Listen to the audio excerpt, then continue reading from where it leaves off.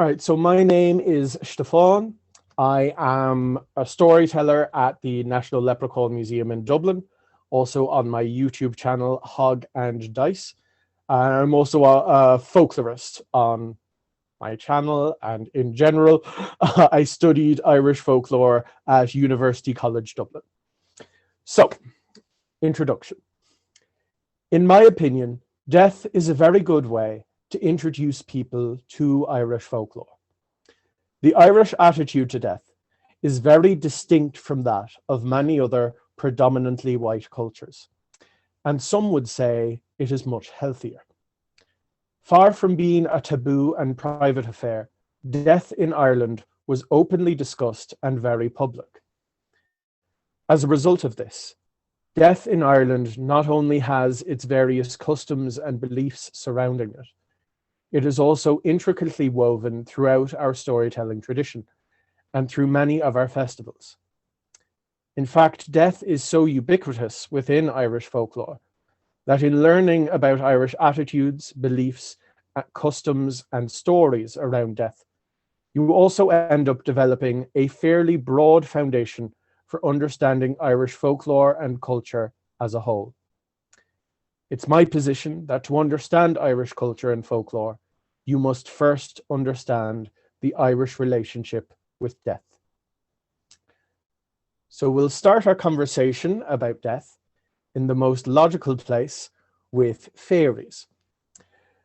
Now, contrary to the assertions of the likes of W.B. Yeats, who were following a fashion at the time of trying to force folkloric creatures into rigid classifications, similar to zoological taxonomy, which was on the rise at the time, the line between fairies and ghosts in Irish folklore is actually quite blurry. In Irish, the fairies were referred to by the terms Éis or Díana She, both basically translating as people of the She. The word She referring to the ancient burial mounds scattered all over Ireland. And here, our first proper slide. This is a quote from Daithí O'Hogan's The Lore of Ireland, talking about exactly that. The word the word she is, of course, borrowed for the term Banshee, which could mean either fairy woman or woman of the burial mound. These mounds were seen as doorways into the Irish otherworld, where the fairies lived, and sometimes as dwellings of the fairies in their own right.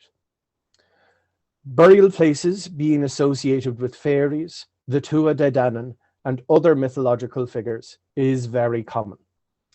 The megalithic tombs, called dolmens, are often referred to as the beds of Diarmid and Grania, referring to the main characters of one of Ireland's ancient epics.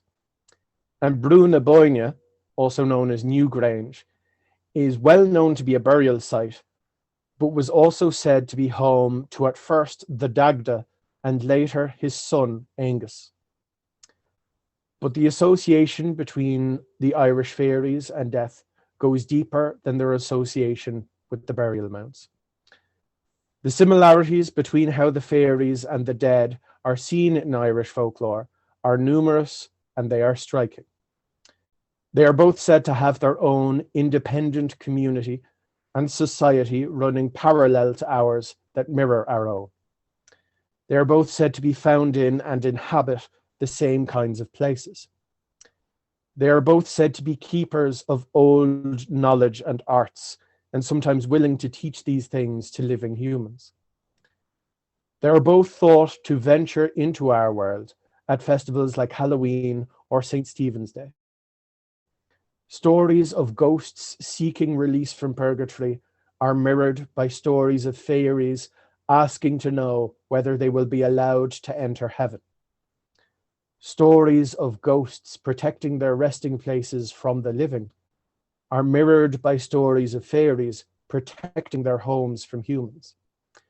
And the resting places of the dead are usually the same kind of places as the homes of the fairies. We can move on to the next slide there. Perfect. This slide is a screenshot from duchas.ie, the digitized form of the Irish Folklore Archive, and it is an example of the story of the kind of story I'm about to talk about.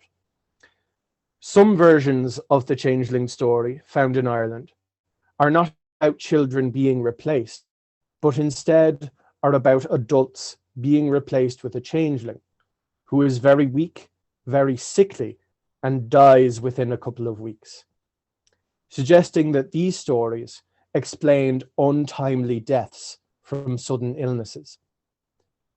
In versions of these stories where the changeling is expelled and the original person returns, they often come back riding a white horse. White horses being heavily associated with travel to the fairy world, but also with Down, the king of the dead, and the dead hunt. And this is not to say that every creature that lives in the other world in this mythology is a dead human. The Book of Invasions suggests that the habitation of the dead within the other world began with the death of the Milesian king Down, whom Dahio Hogon referred to as the ancestor of all those who die. And we can move on to the next slide there. This is from Dahio Hogon, again, from the Lore of Ireland, and is the beginning of the entry on Down, talking about his name and also mentioning that line about the ancestor. But there are references to creatures living in the other world before the Milesians arrived in Ireland.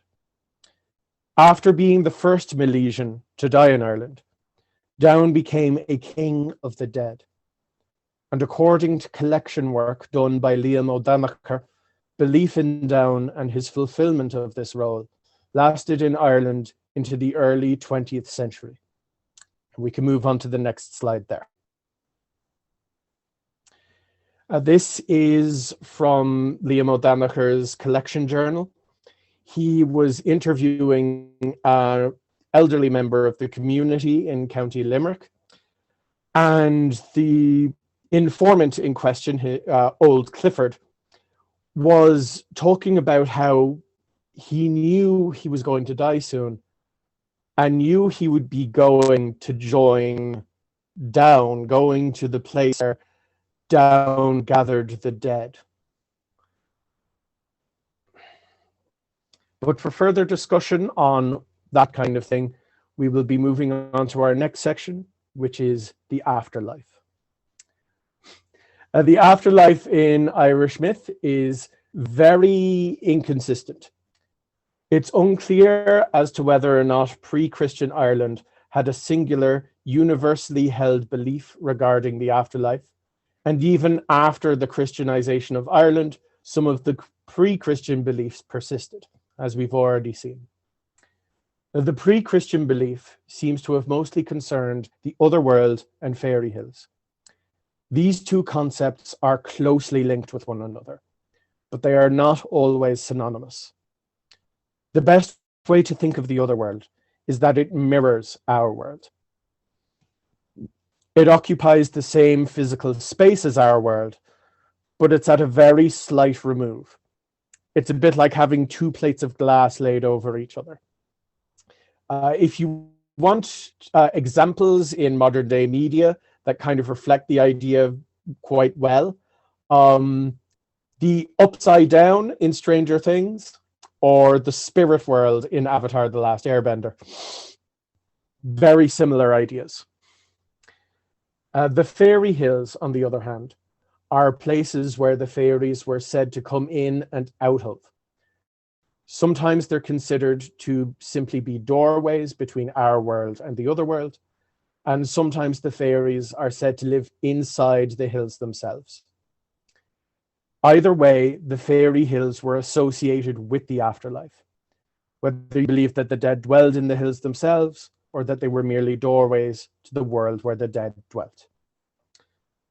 Large bodies of water such as seas and lakes, had similar associations. Both fairies and the dead could come from the water, either crossing over the water from some mystical island, such as Tir na Nog, or emerging from a town or village said to exist beneath the water. There's examples of that, like Ross O'Donoghue's library. Similar to the situation with Fairy Hills, whether these underwater communities were actually physically located at the bottom of the body of water, or the body of water was seen as a doorway, tended to vary. The Milesian King Down, who is said to be the first Milesian to die in Ireland, is associated with both a fairy hill and one of these mystical islands. Teach Din, an island off the coast of Kerry, is where Down was supposed to have died and is one of the places where the dead are said to gather. It has been speculated, and perfect timing on that slide, by the way, it has been speculated that Teach Din resembles a dolmen, a kind of megalithic grave, and that may be why the island was chosen as a residence for the dead. However, in my opinion, the resemblance is quite minor, and there's not much evidence for this idea. However, in County Limerick, Down is said to live in a burial cairn, referred to as Down's Cave, on the top of Knockfearna Hill, and that it is there that he gathers the dead. Other death figures in Irish mythology also have this dual association in geography.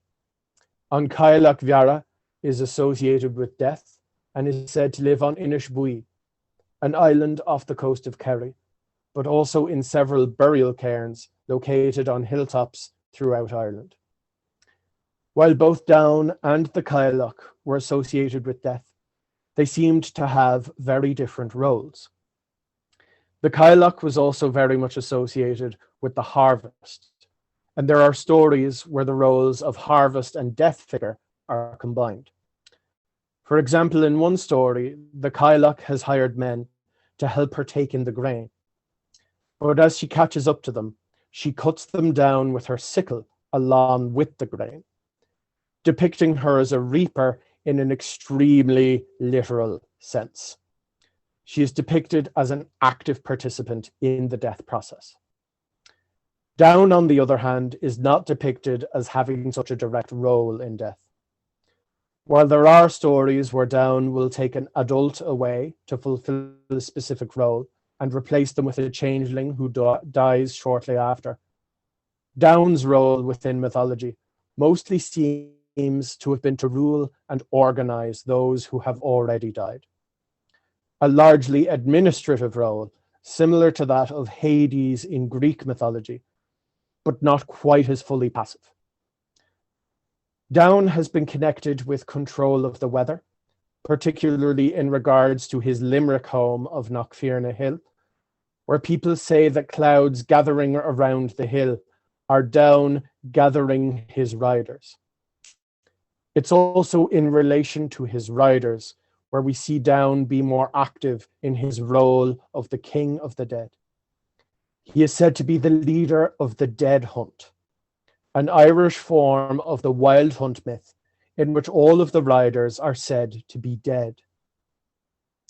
In this, the figure of Down seems to mirror the Norse Odin, who is often seen as the leader of the wild hunt.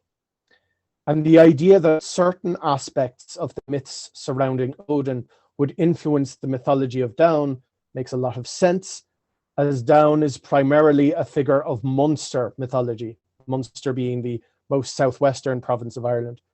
And Norse settlers founded many towns and cities throughout the province of Munster.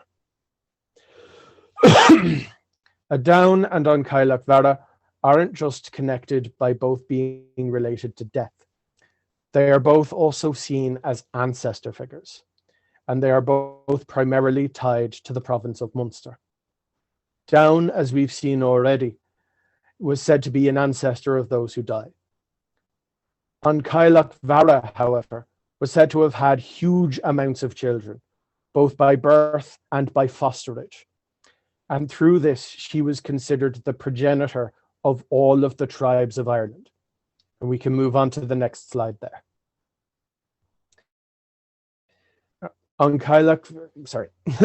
This is again from Dahio Hogan's The Lore of Ireland. This is talking about the Cailleach, part of the origin of her name and some of her history in regards to her children and her husbands.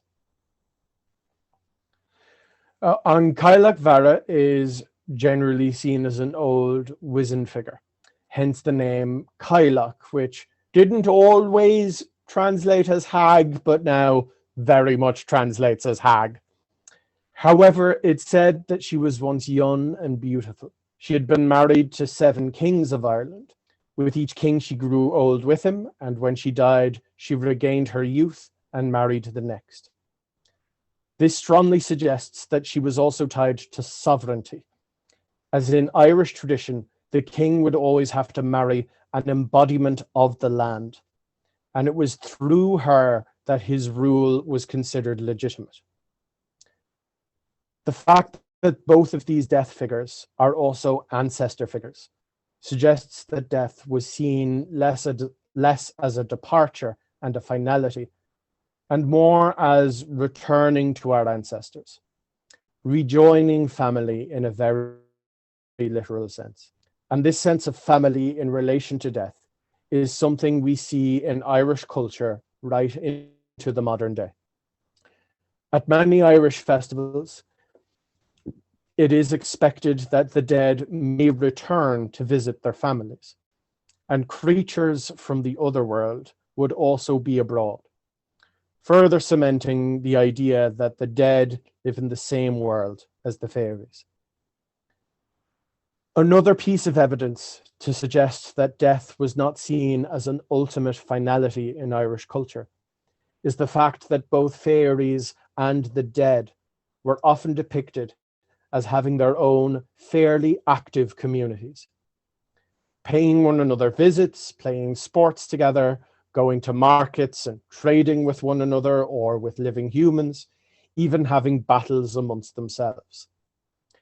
In this way, both the fairy and dead communities were depicted as actually quite mundane, very much as mirrors of our own communities.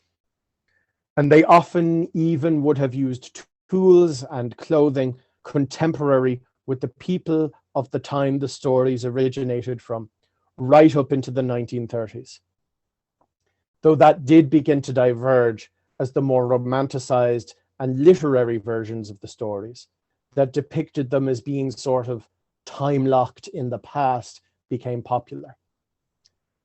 This depicts the afterlife in a very neutral fashion, more akin to metaphysically moving to another town than to the dramatic change of circumstances depicted in many other cultures.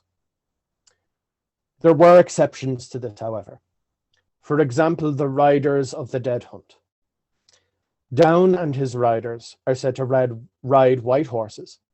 They are often said to ride across the sky, but there are stories where they ride on the land as well. In many stories, the best thing to do when you see or hear the dead hunt is to simply mind your own business. Go inside if you can, wait for them to pass. Those who interrupt them or obstruct them are struck with whips or otherwise attacked. And joining the dead hunt appears to have been one of the potential afterlives people believed in. Most individual riders in the dead hunt would have been adults, usually men who had been stolen away and replaced with changelings, or individuals who were unfortunate or foolish enough to run into the dead hunt as they went for their ride. Whether joining the dead hunt would have been seen as positive or negative is very unclear from the stories themselves. However, in the few examples that exist of stories where a person who was taken away by the fairies or by the dead is shown still among their captors, they're shown to have very little autonomy. operating as servants or slaves with a very specific function, and sometimes without even the ability to speak. And of course, other exceptions crept in alongside Christianity. These would mostly be variations on the story of Jack of the Lantern, in which a person of questionable morals tricks the devil so often that he finds his questionable life has made him unworthy of heaven. The devil also refuses him entry to hell, not wanting to associate with him, and thus he is left to wander between worlds for all eternity, which is depicted as being a very negative outcome with very few exceptions. There is one variant on the story I found where this was an intentional ploy to become immortal, but that's a very rare exception.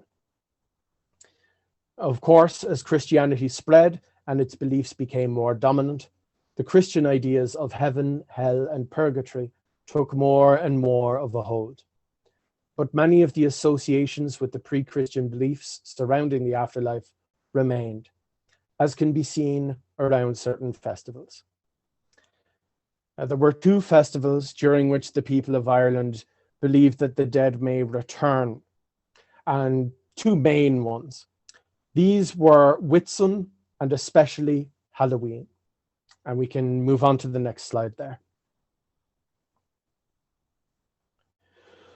All right, so this is a section from a book called Calendar Custom. And it is talking about the festival of Halloween, of course,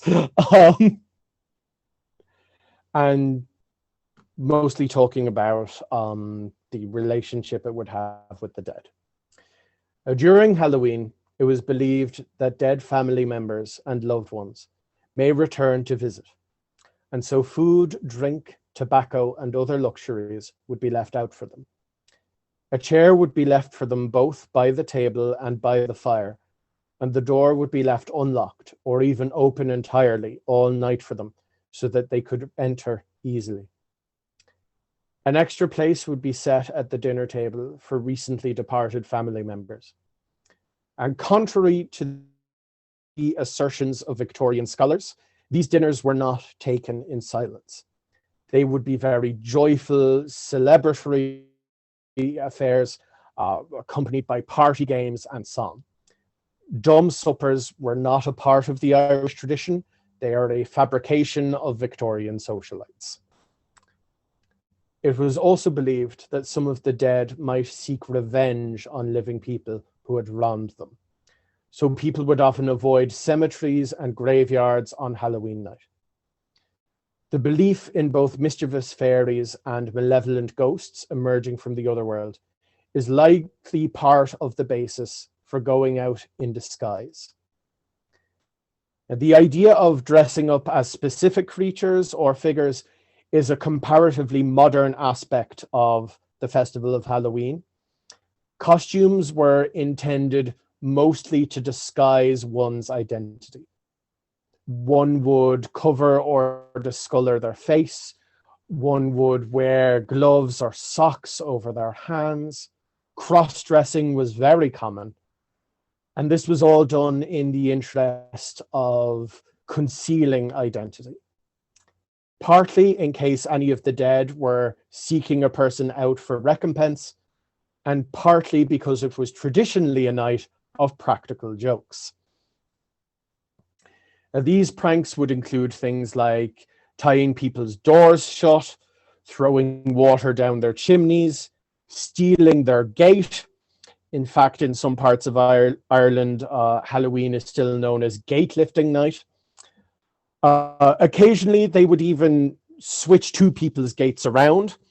And in at least one case, all of the town's donkeys were stolen, taken to the churchyard, had masks put on them, and then were all painted in red and black stripes. And we can move on to the next slide there. Okay. All right, now this is another quote from Calendar Custom.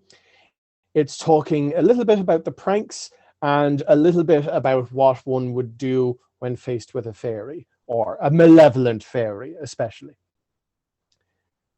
Because people were fully disguised, and because it was believed that both fairies and the dead were abroad wanting to cause trouble, pranksters always had the option of blaming their pranks on the supernatural. And known misers or difficult people in the community were especially targeted for these pranks. The supernatural nature of Halloween was also shown in the fact that it was seen as a night for the practice of divination. There were various methods of doing this, and they were usually practiced by young women to identify their future husband. This would include things like peeling an apple in one long strip and throwing the peel over the shoulder.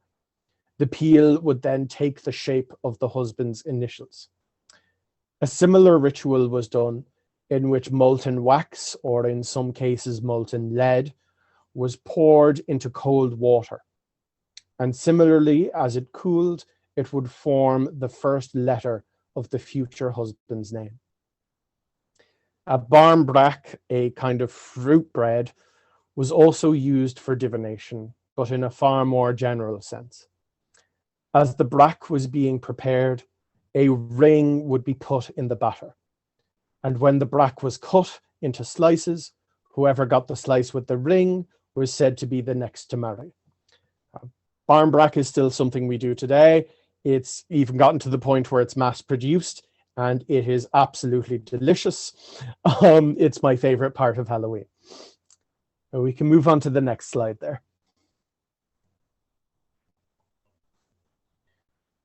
All right, now this is talking a little bit about the communal aspects of Halloween, the bonfires, and some of the celebrations at home.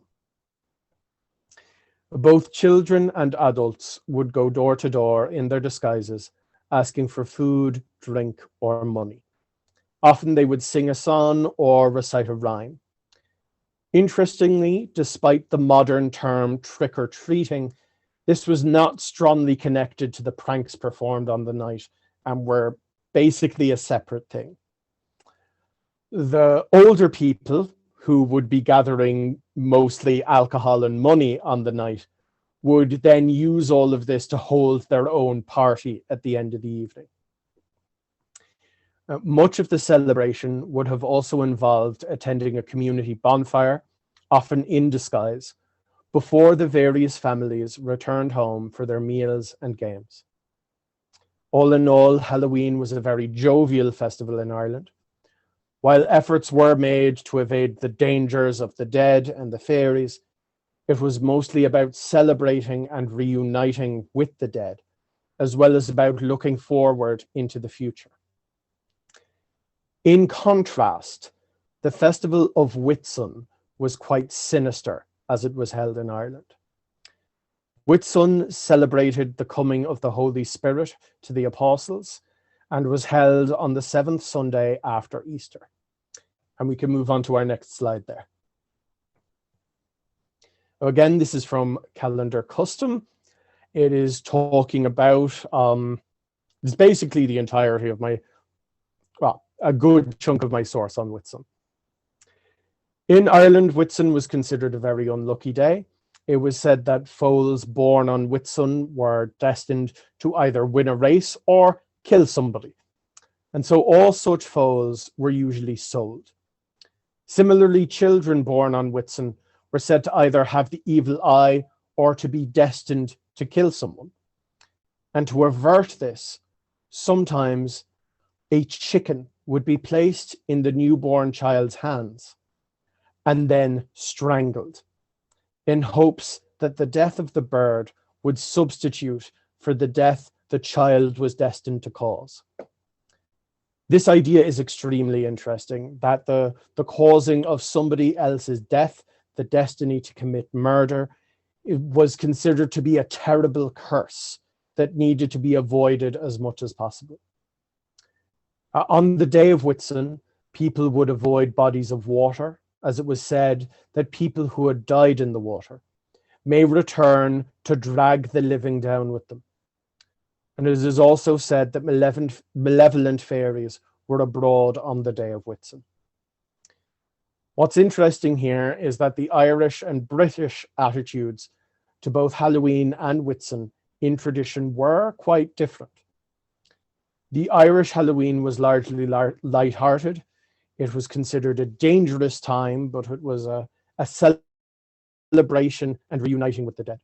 In contrast, the English Halloween was traditionally a bit more somber, and the gathering of treats and that kind of thing was reserved for All Saints' Day, which would have been slightly removed from Halloween.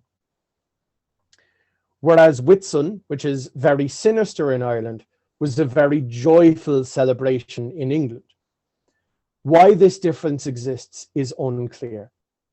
I suspect there may have been a pre-Christian festival in Ireland around the same time as Whitsun that has been lost and had much more sinister implications, but there is very little evidence to support that. Either way, between both festivals, we see radically different approaches to the relationship with the dead and to the dead themselves. And then we have death customs. The people of Ireland have and continue the people of Ireland have had and continue many customs surrounding death itself. As I said in the introduction, death was considered a very public affair. When a person was thought to be near death, people of the community would frequently visit to talk with or pray for the dying, to help minister to the dying, to help around the house. Food was also often brought to the family so they would have more time to attend to their ailing family member. In this way, the dying person was allowed to remain an active member of the community, as opposed to the more modern situation in which a dying person is effectively ostracized from society by being confined to a hospital or care home. People would make every possible effort to comfort the dying person. This was to the point where there would be a constant vigil by the bedside. The dying person would never be in the room alone. The neighbors and other members of the community would also help with this, taking turns, keeping vigil for the dying and providing them with comfort. This comfort would obviously involve keeping the dying person at a comfortable temperature, keeping them clean and fed, but it also involved emotional and psychological comfort. They would talk to the dying person, usually in the dying person's preferred language. A large part of the purpose was to let the dying person know that they were not alone and would not die alone. People who had been at odds with the dying person would visit to resolve and settle the issue so that the dying person would not take it to their grave. The family and community would also do their best not to create unnecessary noise, as that was considered to be harmful to the dying person. And so lamenting and keening would not have been done while the person was still alive. And should be the next slide. I may have forgotten to give myself a cue. I forgot 2 cues, but grand. Okay. This one is talking about the comfort situation I was just talking about.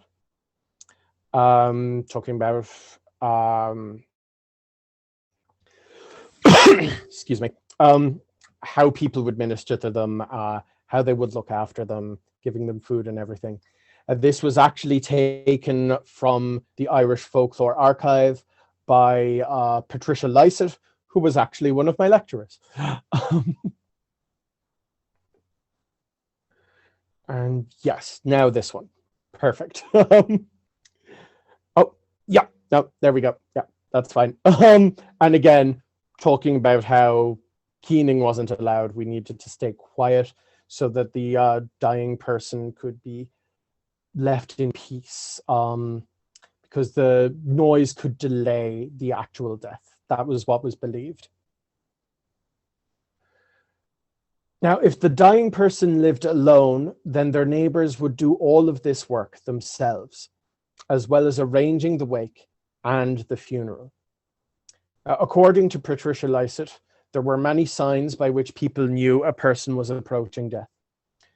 They would develop a condition referred to in Irish as miarval intaine, which means mental wandering. This could be best described as a kind of extreme nostalgia. People are described as talking at length about their childhoods, about events long past, and people long dead. And those who had spoken Irish as children, but English in adulthood, would often revert back to Irish more and more the closer they got to the point of death. So an older person who began to reminisce much more than usual, or who began to revert to Irish, or who did both, was thought of as drawing nearer to the point of death. Lysett also notes how often it was reported that those nearing death would have sudden impulses to move around. They would often walk around the house or the edge of the property and then lay back down and die shortly afterwards. The final sign of death was thought to be the gligar an bhás, or death rattle. If you've not heard one yourself, it's a kind of hollow bubbling sound in the back of the throat.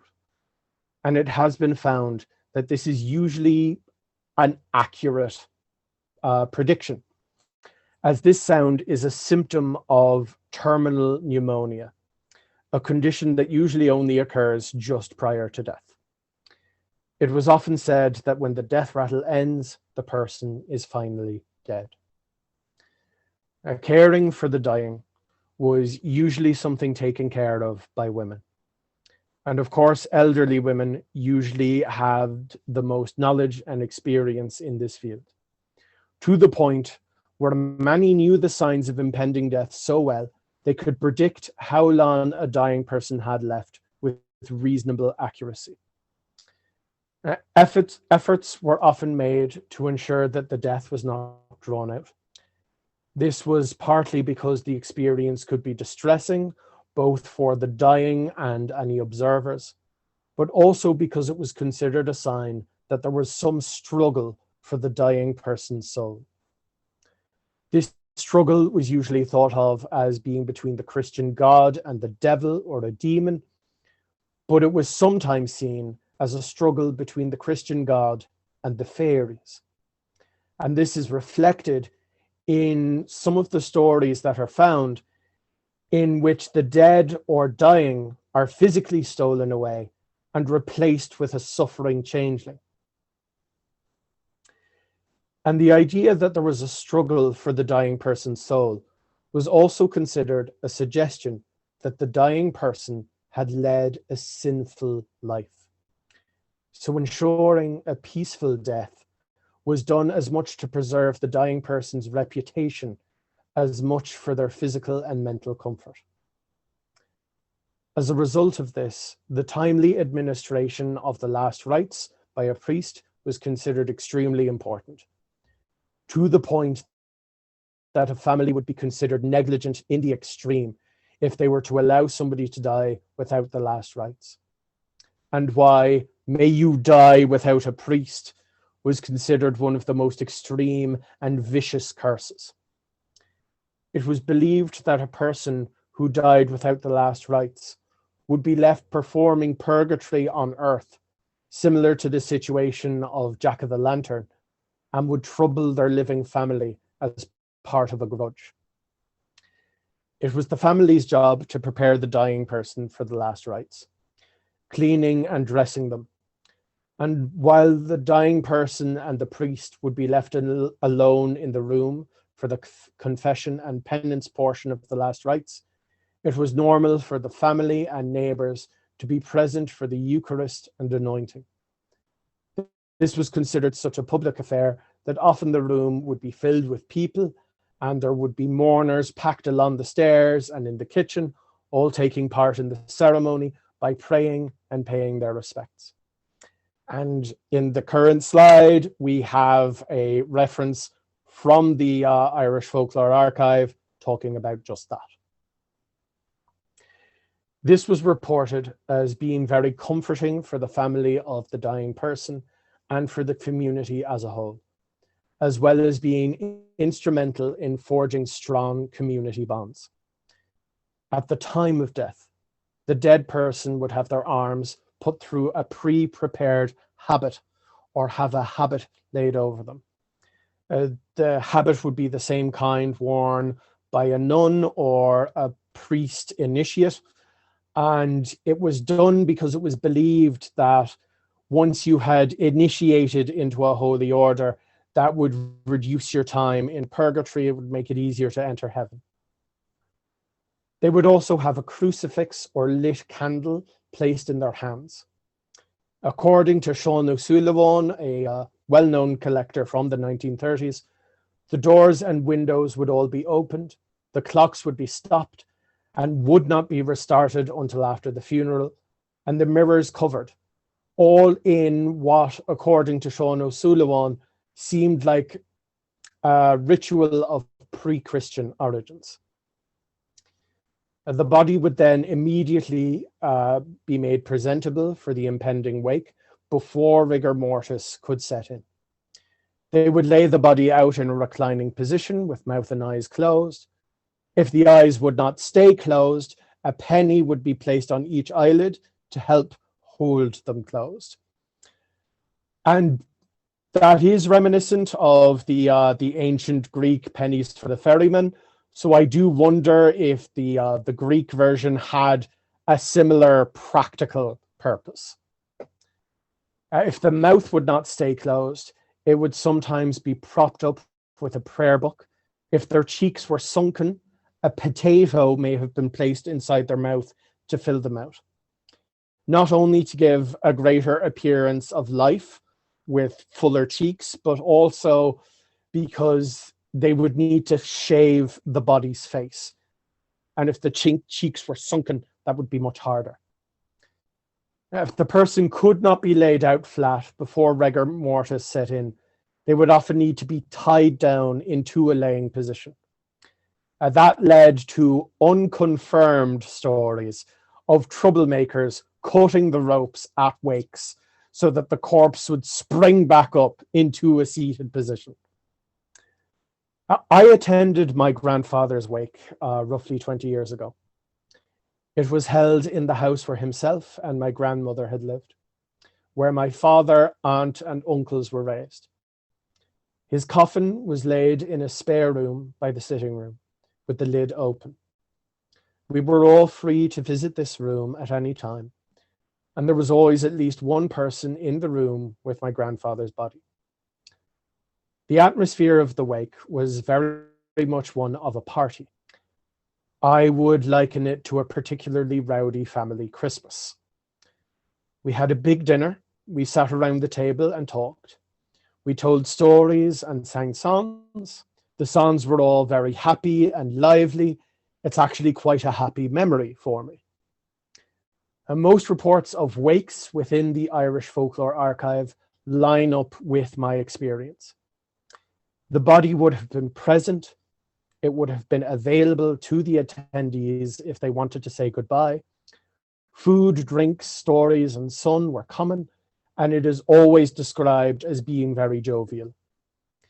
The main difference I see between my grandfather's wake and what I see reported in the Folklore Archive is the typical wake usually lasted up to 3 days, and my grandfather's was a single night. And we did not play party games at my grandfather's wake, which would have once been traditional.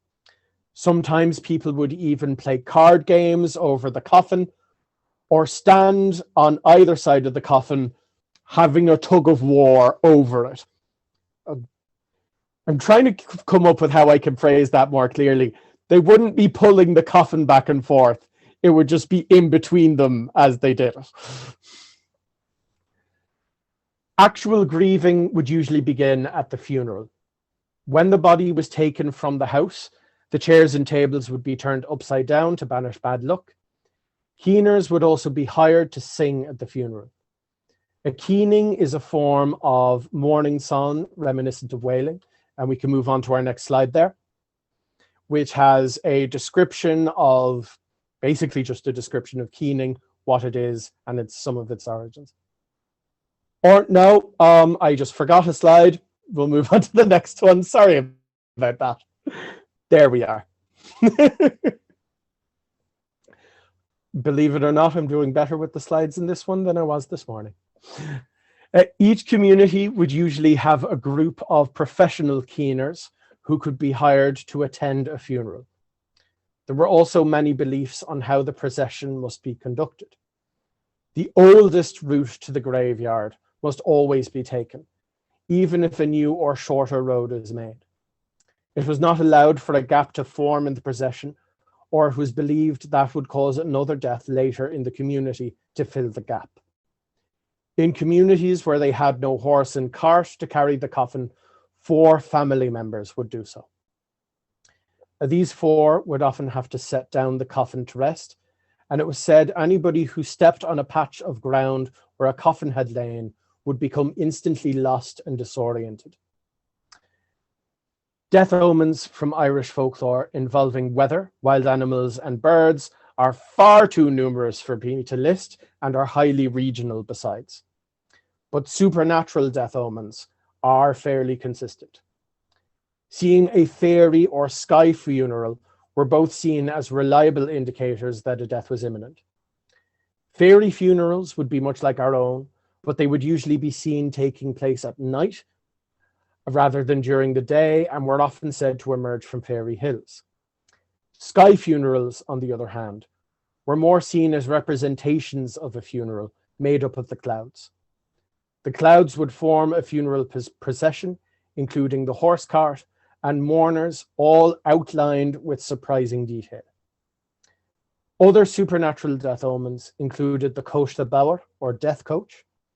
This would be a large funeral hearse with a headless rider, or no rider, drawn by between 6 and 0 horses.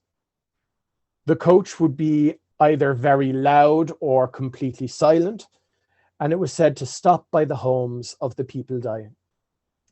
Now, a similar figure known as Far Gan Ceann, or the man with no head, was a figure on foot who would sometimes be seen standing by the bedside of a person about to die. The wailing of a banshee was also said to presage a death. The banshee's wail was actually a keen, like those sung by the professional mourners who attended funerals. It was said that the banshee was connected to very specific families and that she was preemptively mourning a death in those families, that she was sad and upset about it. While it is true that specific families are tied to the banshee, the list of who those families actually are varies wildly from region to region throughout Ireland, to the point that if you counted them all together, it would be the majority of Irish families.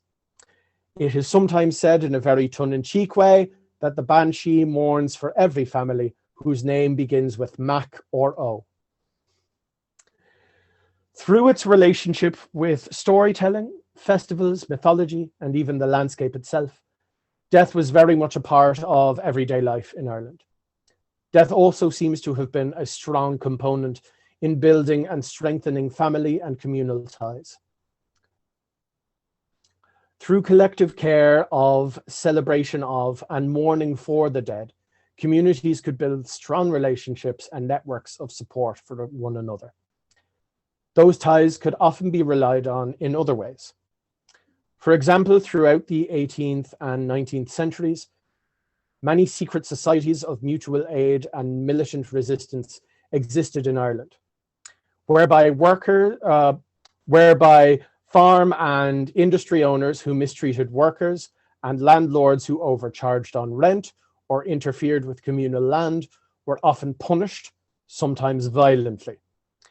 These kinds of resistance to colonial efforts would not have been possible without strong community cohesion and trust. things that the communal approach to death would have helped to foster. The incorporation of death into forms of entertainment, like storytelling, likely had the side effect of making death a less taboo subject, and thus facilitated the community effort of caring for the dead. All in all, I believe the way death was seen in Ireland was healthier than modern Western attitudes, kinder to the dead and dying, and created stronger communities and a more reasonable attitude towards death. Thank you.